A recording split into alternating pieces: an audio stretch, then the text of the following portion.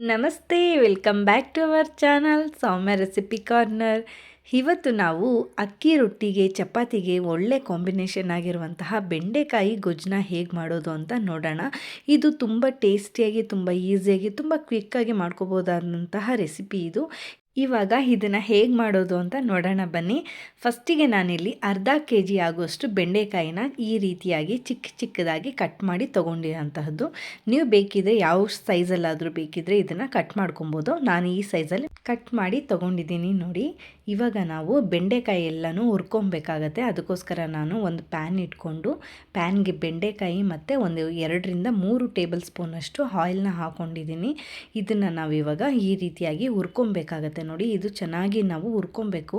ಎಲ್ಲಿ ತನಕ ಅಂದರೆ ಇದು ಲೋಳೆ ಎಲ್ಲ ಬಿಟ್ಕೊಂಡು ನಮಗೆ ಡ್ರೈ ಆಗುತ್ತೆ, ಅಲ್ಲಿವರೆಗೂ ನಾವು ಈ ರೀತಿ ಹುರ್ಕೊಬೇಕಾಗತ್ತೆ.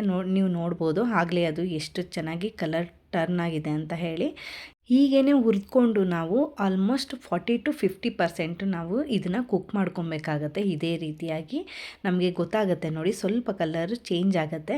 ಅಲ್ಲಿ ತನಕ ನಾವು ಇದನ್ನು ಕ್ಲೀನಾಗಿ ಈ ರೀತಿ ಬಾಡಿಸ್ಕೊಬೇಕಾಗತ್ತೆ. ಇವಾಗ ರೆಡಿ ಇದೆ ನೋಡಿ, ಇಷ್ಟ ಆದರೆ ಸಾಕಾಗುತ್ತೆ. ಇದನ್ನು ನಾನು ಸಪ್ರೇಟಾಗಿ ಒಂದು ಪ್ಲೇಟಲ್ಲಿ ಎಲ್ಲನೂ ಕೂಡ ತೆಗೆದಿಡ್ತಾ ಇದ್ದೀನಿ.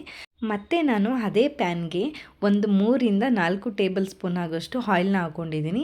ಜೊತೆಗೆ ಸಾಸಿವೆನ ಹಾಕ್ಕೊಂಡು ಅದು ಚಿಟಪಟ ಅಂದಮೇಲೆ ನಾನಿಲ್ಲಿ ಕರಿಬೇವು ಮತ್ತು ಕುಟ್ಟಿ ತೊಗೊಂಡಿರೋಂತಹ ಬೆಳ್ಳುಳ್ಳಿನ ನಾನಿಲ್ಲಿ ಹಾಕ್ಕೊಂಡು ಫ್ರೈ ಮಾಡ್ಕೊತಾ ಇದ್ದೀನಿ. ಇದೆಲ್ಲ ಫ್ರೈ ಆದಮೇಲೆ 2 ಒಣಮೆಣ್ಸಿನ್ಕಾಯಿನೂ ಕೂಡ ನಾನು ಸೇರಿಸ್ತಾ ಇದ್ದೀನಿ ನೋಡಿ. ಅದನ್ನು ಕೂಡ ನಾನು ಈ ರೀತಿ ಫ್ರೈ ಮಾಡ್ಕೊತಾ ಇದ್ದೀನಿ.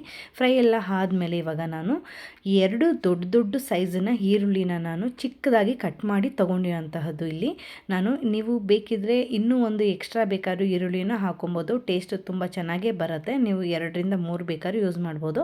ಬಟ್ ನಾನು 2 ಈರುಳ್ಳಿನ ಇಲ್ಲಿ ಕಲರ್ ಚೇಂಜ್ ಆಗೋವರೆಗೂ ಈ ರೀತಿಯಾಗಿ ಸ್ವಲ್ಪ ಫ್ರೈ ಮಾಡ್ಕೊಂಡಿದ್ದೀನಿ ನೋಡಿ.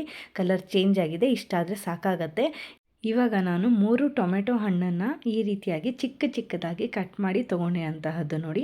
ಅದನ್ನು ಕೂಡ ನಾವು ಹಾಕ್ಕೊಂಡು ಚೆನ್ನಾಗಿ ಫ್ರೈ ಮಾಡ್ಕೊಳ್ಳೋಣ.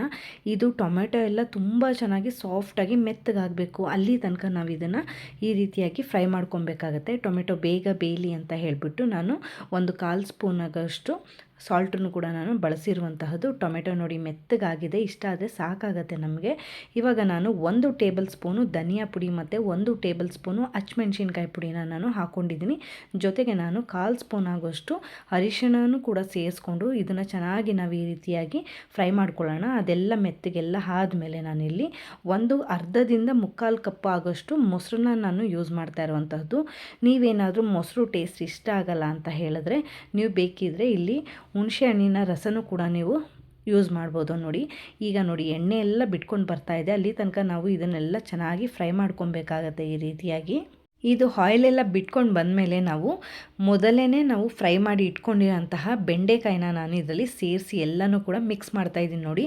ಚೆನ್ನಾಗಿ ಎಲ್ಲ ಮಸಾಲ ಮತ್ತು ಬೆಂಡೆಕಾಯಿ ಎಲ್ಲ ಹೊಂದ್ಕೊಳ್ಳೋ ಥರ ಮಿಕ್ಸ್ ಮಾಡಿಕೊಂಡು ನಾನು ಇದನ್ನು ಚೆನ್ನಾಗಿ ಫ್ರೈ ಮಾಡ್ಕೊಬೇಕಾಗತ್ತೆ ನೋಡಿ. ಹಾಗೆ ನಾನು ಬೆಂಡೆಕಾಯಿ ಇಲ್ಲಿ ಮುಳುಗುವಷ್ಟು ನೀರನ್ನ ನಾನು ಇಲ್ಲಿ ಸೇರಿಸ್ತಾ ಇರುವಂತಹದ್ದು. ನೀವು ಗೊಜ್ಜು ಕನ್ಸಿಸ್ಟೆನ್ಸಿಗೆ ನೀವು ಮಾಡಿಕೊಂಡ್ರೆ ಸಾಕಾಗತ್ತೆ. ಹಾಗಂತ ನೀವು ಜಾಸ್ತಿ ನೀರು ಹಾಕಿದ್ರೆ ಇದ್ರದ್ದು ಟೇಸ್ಟೇ ಚೇಂಜ್ ಆಗುತ್ತೆ. ಅದಕ್ಕೋಸ್ಕರ ನೀವು ಒಂದು ಸಣ್ಣ ಲೋಟ ಇತ್ತು ಅಂದರೆ 2 ಲೋಟ ನೀರು ಹಾಕಿದ್ರೂ ಸಾಕಾಗತ್ತೆ ನೋಡಿ, ಅಷ್ಟೇ. ಓಕೆನಾ? ಅಷ್ಟನ್ನು ಹಾಕಿ ನೀವು ಇದನ್ನು ಬೇಯಿಸೋದ್ರಿಂದ ಅದು ನೀರೆಲ್ಲ ಡ್ರೈ ಆಗಿ ನಿಮಗೆ ಗ್ರೇವಿ ಥಿಕ್ನೆಸ್ಗೆ ನಿಮಗೆ ಇದು ಗೊಜ್ಜು ರೆಡಿ ಆಗುತ್ತೆ. ಅದಕ್ಕೋಸ್ಕರ ಹಾಗೆ ನಾನು ಇಲ್ಲಿ ರುಚಿಗೆ ತಕ್ಕಷ್ಟು ಉಪ್ಪನ್ನು ಕೂಡ ನಾನು ಬಳಸ್ತಾ ಇರುವಂತಹದ್ದು. ಈಗ ನಾನು ಒಂದು ಲಿಡ್ನ ಕ್ಲೋಸ್ ಮಾಡಿ ಇದನ್ನು ತುಂಬ ಚೆನ್ನಾಗಿ ಇವಾಗ ಬೇಯಿಸ್ಕೊಳ್ಳೋಣ ನೋಡಿ. ನಮಗೆ ಆಲ್ರೆಡಿ 50% ಆಗೋಷ್ಟು ಬೆಂಡೆಕಾಯಿ ಮೊದಲೇ ಬೆಂದಿರುತ್ತೆ. ಇವಾಗ ನಾವು ಗ್ರೇವಿ ಎಲ್ಲ ಮಾಡಿರೋದ್ರಿಂದ ಉಪ್ಪು ಖಾರ ಹಿಡಿದು ಇದು ರೆಡಿ ಆದರೆ ಸಾಕಾಗತ್ತೆ. ನಮಗೆ ಗೊತ್ತಾಗುತ್ತೆ, ನಿಮಗೆ ಬೆಂಡೆಕಾಯಿನೂ ಕೂಡ ತುಂಬ ಟೈಮ್ ಏನು ತೊಗೊಳ್ಳಲ್ಲ ಬೇಯಲಿಕ್ಕೆ. ಇವಾಗ ನೋಡಿ ಆಲ್ಮೋಸ್ಟ್ ರೆಡಿ ಇದೆ ಬೆಂಡೆಕಾಯಿ ಗೊಜ್ಜು. ತುಂಬಾ ಚೆನ್ನಾಗಿ ಬಂದಿದೆ ನೋಡಿ, ತುಂಬಾ ಟೇಸ್ಟಿಯಾಗೂ ಇರುತ್ತೆ, ತುಂಬ ಕ್ವಿಕ್ಕಾಗೂ ಕೂಡ ಮಾಡ್ಕೊಬೋದು.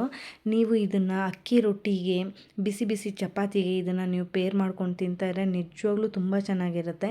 ಯಾರೆಲ್ಲ ಈ ಮೆಥಡಲ್ಲಿ ಟ್ರೈ ಮಾಡಿಲ್ಲ, ಖಂಡಿತವಾಗ್ಲೂ ಈ ಮೆಥಡಲ್ಲಿ ಒಂದ್ಸರಿ ಟ್ರೈ ಮಾಡಿ. ರೆಸಿಪಿ ಹೇಗೆ ಬಂತು ಅಂತ ನನಗೆ ಕಾಮೆಂಟ್ ಮಾಡಿ ತಿಳಿಸಿ. ಓಕೆನಾ?